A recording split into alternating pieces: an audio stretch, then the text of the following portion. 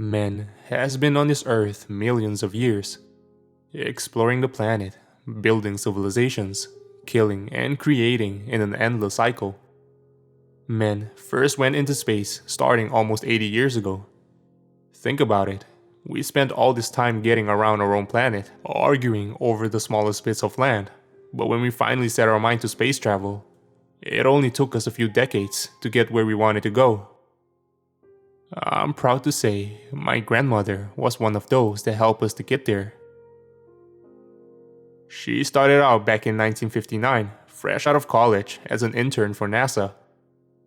The space race was already going strong, the US versus the Soviets, and she managed to get right in the middle. Graham stayed there for 40 more years, only retiring right before Y2K. She's up there in years now, and I wanted to try to do something to preserve the memories she had of that time, so I began to collect her stories. We started out with the basics, talking about how she joined, what she did, the history surrounding everything when she was there, all the things you learn in a high school history class. When we started discussing the missions she worked on though, that's when I realized that there was a lot of history missing, locked up, never to be heard or read by anyone, nor should it. There's a reason space exploration has slowed down. There are missions that were made off the books and off record, launched from secret black sites around the world. Graham both saw and heard terrors beyond our comprehension from the dark void of space. She shared these stories with me, these secrets kept from us by those in power. The human price of our curiosity is much higher than we're led to believe, and these people deserve to have their stories known. I'm enclosing one of her stories here. She can get a bit long-winded, as some do in their old age, so I've tried to edit down anything that isn't relevant. I'm still going through everything with her as well. With her age, she can't stay focused for very long, so we're doing these little interviews in hour sessions every day. I'll transcribe and upload what I can when I can. What follows is the transcript of what Graham told me on April 4th, 2020. My name is Evelyn Lara Smart. I was a mission control contact with NASA from 1959 to 1999. I was the one that any astronauts or crew would speak to, the voice on the ground. I relayed this information back to whoever needed it in flight control, navigation, engineering, and such. I didn't set out to work there, it sort of just fell into my lap. I had worked as a switchboard operator, mostly taking emergency calls for the local departments. NASA was doing some recruiting, and one of my supervisors recommended me. Then, before I knew it, there I was, sitting in the big mission control room, watching the big screen with the video feed and talking to our very own spaceman. Here she goes into a tangent about how lovely Armstrong and Aldrin are, with many mentions about Christmas cards from the latter. So, one of the first missions I was there for was the first picture of Earth from orbit. Obviously, being in communication, I wasn't really necessary, but we all crowded into the control room to see the picture as soon as it was transmitted. Granted, it was the late 50s, so we were waiting for quite a while. We expected cheers when it came through finally. It started that way at least. Then everything quickly died down. There was Earth, the huge curve with a beautiful crown of light from the sun shining around it. We captured something else too though. Something that I fear I'll see again one day. Behind the Earth, off in the distance, was something giant. It wasn't completely clear, but what you could make out was a clearly defined torso, arms outstretched with wicked spines jutting from the outside. Large red eyes blazed against the dark void behind the figure, with a gaping maw underneath opened in a terrifying roar. The scale of this thing was huge. No way it couldn't be seen from a normal telescope here on Earth. We aimed our most powerful scope at the coordinates we estimated it to be at and swept the sky, but couldn't see it anywhere. We then took another picture from the satellite, and it was gone, as if it had never been there. To this day, we don't know what the hell it was. We check for it in every photo we take, every sweep of the sky, and it's only shown up 2 more times since then. Once in 1979, and once in 1999. I don't know many people in the agency now, so God knows if it's been there again. Every time it showed up though, it appeared larger. Here she goes on about a few other notable advances in technology, most of them irrelevant to what we are discussing now. What a lot of people don't realize is that there were manned spaceflights before the ones on the history books. Sure, there's always been the theories about lost cosmonauts and such from the Soviets, and there are definitely true cases of that, but we had our share as well. There was an initial manned spaceflight in 1960. The Daedalus. She noticed the look of shock on my face apparently, and laughed. Never read about that one, eh? It was kept tightly on the wraps. We didn't want anyone to know about it until we had them back on the ground successfully, otherwise it may kill morale around the office. No, we kept a small crew, launched the rocket off from an isolated area of Alaska. We did a lot of launches from there, kept the rats on their toes back in the day. Anyway, this was a 3-man crew. There was Bill Zask, James Hanlon, and Terry Duncan. Those 3 were a tight crew. They were supposed to go up, orbit for 12 hours, then come back down. We would pass it off as a comet if anyone saw, but never got that chance. Things went south fast. They took off, all was fine, until they hit the upper atmosphere. They tried to ease back on the jets, make sure they made it into orbit and didn't overshoot. Everything went to hell. Jets wouldn't cut off. We don't know what caused the malfunction. I heard them shouting, trying to fix the issue. It didn't happen. They flew straight through, getting just enough adjustment from the orbital pull to be shot off course and toward the direction of the sun. She lets out a sigh here, shaking her head. Jets continued firing, taking them even further out. We maintained radio contact with them for 20 hours after takeoff. I spoke with them as fuel ran out. They began drifting into the void. No hope of returning, never to feel solid ground again. To this day, I don't know if it was something they really saw or the insanity getting to them as they died and faced their mortality. James was the first to begin raving, telling us about the bodies floating by the cockpit windows. I tried to clarify what he meant, assuming celestial bodies. I'll never forget the response from Bill. "No, Evelyn," he said to me. "Human bodies. Dozens of them." They described the field of bodies. Male and female, old and young, all naked as the day they were born. Bill swore that one smiled at him as he went by. We didn't have live feed cameras at the time, unfortunately, so we weren't able to confirm. The way they described it though, I have no doubt they were seeing all of this. A lot of the transmission got lost in static. Limits of the technology at the time. The last broadcast we received was Bill. He was raving, still talking about the bodies. Said they were talking to him now, telling him he could live forever with them. He said he was going to open the emergency hatch. Maybe it was my emotions getting the better of me. Right before he opened it and the static took over, I swear there was another voice.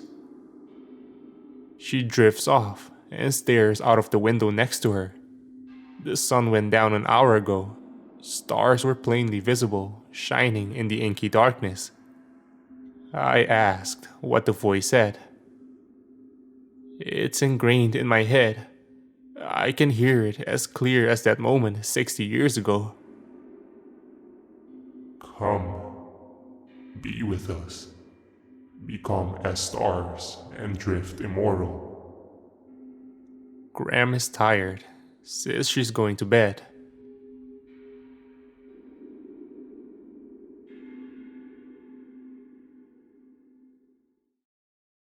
Graham is in one hell of a mood today. Not sure if she's just feeling better than usual or something has got her riled up. Either way, she's letting her feelings be known. That's just a forewarning before we get into this transcription. There are things about her in here that I personally never wanted to hear. No, really, she can tell me how she saw eldritch beings in the vastness of space, and none of that is as terrifying as her talking about hooking up with astronauts in the training areas. Here's the transcription. I'm going to go chuck bleach. Conversation from April 5th, 2020. Again, this is being told by Graham and translated by me. You wanna hear more? Alright, guess it's time to turn this bullshit off. Lived through the damn missile crisis, and I'm going to get taken out because nobody is competent enough to stay in their damn houses. Graham has been cursing like a sailor all day. She only does this when she's either very happy or very anxious. So, let's see. I told you we had some crews up there already, yeah?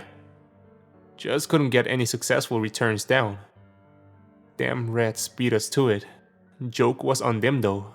They just tossed Gagarin up there in a metal tube and waited for him to come back down on his own. We actually had our own man pilot himself back down to Earth. How's that for ya? Russians don't have shit on American determination. So, we did a few other missions once we finally got the hang of putting people up there and bringing them back down. It was all smooth sailing for the most part. So now, what did we decide to do? Put a man on the goddamn moon. She gets up and goes to the kitchen, returning with a bottle of red wine and a comically large glass. I mentioned to her that it's only around 2 in the afternoon. I worked with astronauts, darling. Days don't matter when you're orbiting the planet. Anyway, it was 62 that we crashed the vessel on the far side of the moon. That was something of a test run, I suppose. Seeing just how bad we could crash and burn something before we tried it again with people inside. We had the Ranger 4 vessel that we sent up there. We had to do a flyby of the moon for a bit and take some photos before dive bombing it to the surface and taking some picture for us there. We never released those to the public. Scared the hell out of us in the command center when they transmitted back. Keep in mind, all the pictures we had at the time were black and white still, no color photography on that scale yet. So, Ranger 4 lands there and immediately begins snapping pictures. All of us are standing around, expecting to see just a barren expanse of grey rock, nothing all too special. Lo and behold, the first picture comes back. And there's someone just standing there, right in front of the crashed capsule. We couldn't tell gender or race or anything. They were in a spacesuit that looked remarkably like the ones we were developing. So naturally, we think, oh no, they beat us to the moon. Because who could it be at this point? The Russians were the only other country keeping any kind of pace with us. Then we realized it couldn't be them. They would have already been rubbing it in our faces if they had landed a man on the moon. There's no fucking way this is from anyone on our planet. That's when the rest of the pictures started coming in. The suit kept getting closer and closer to the capsule, maintaining the same stance the whole time. It just kind of floated over to it. Then, You could see into the visor on the helmet. Where there should have been someone's face visible, there was just fire. Pure, bright flame. Then the picture stopped. Nothing else came from Ranger 4. She finishes off her first glass of wine, or half-gallon. It's hard to tell from the size of the glass. She immediately empties the rest of the bottle into it. I'll give the higher-ups at NASA credit though. Crazy bastards didn't let seeing a flaming cosmonaut stop them from going ahead with their plans. We plugged away at it, sending up more and more missions to orbit the Earth, do flybys of the Moon, Mars, Jupiter, anything we could get near. We saw a few oddities here and there as we went, but things stayed mostly silent for those few years. Maybe we just didn't notice it because we were so focused on the mission at hand. Then it finally happened in '69, as you well know. We got to the moon, beat the Russians there after all. There was that big televised bit with Neil and Buzz taking steps onto the surface and everything. I really hated those suits they had them in. Didn't get to accentuate Buzz's best features for sure. That man had the best ass in the entire galaxy. This was one of the 5 tangents about Buzz Aldrin's physical features throughout the day. I've edited these out for the sake of mine and your sanity. You ever consider that we landed someone on the moon and sent up missions to land again and again for the next 3 years, then just quit cold turkey and never went back? Why do you think that is? Huh? Hey, I thought you wanted to hear all this. At this point in time, she threw the remote for the television at me. I had retreated to my mental safe space during the Buzz Aldrin diatribe. Well, we did go back. A few times. This wasn't for the scientific research we did the last 3 years. No, this was for anthropological purposes. We found things on the moon. We weren't the first beings there. No, we started finding small signs with the Apollo 14 mission. There were some little remnants of previous visitors. The first thing they found were some symbols carved into crater walls. Nothing that we could translate, of course. Nobody knew what the hell they meant. But we knew they weren't naturally occurring, that much was obvious. So they took pictures of all the ones they found. Pretty sure they're still working on it to this day. They'll probably crack the Zodiac cipher before that damn thing.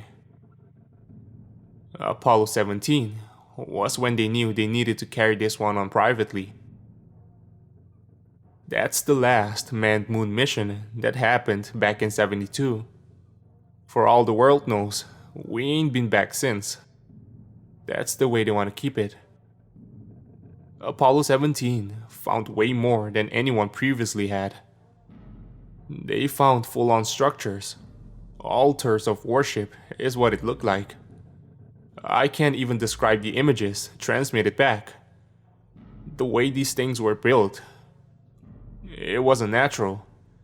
There's no way that structures built that way should be allowed to stand. It was like the ghost of Lovecraft possessed Asher and made him design some fucked up church. We advised them not to go inside. We would send another mission up there with some better training and equipment to document all of this. That's where Apollo 18 to 22 came in. Before they left though, they photographed the structure from every angle. We didn't notice until the end that it appeared absolutely identical no matter what angle it was viewed from. 100% symmetry. Everything aligned perfectly, no matter how insane it was built up. Graham finishes the second glass of wine, leaning back in her chair. Well, I believe that's enough wine for 1 hour. Time for a good nap. All that talk of Buzz got me thinking about the old days. I can still hear Graham cackling from downstairs.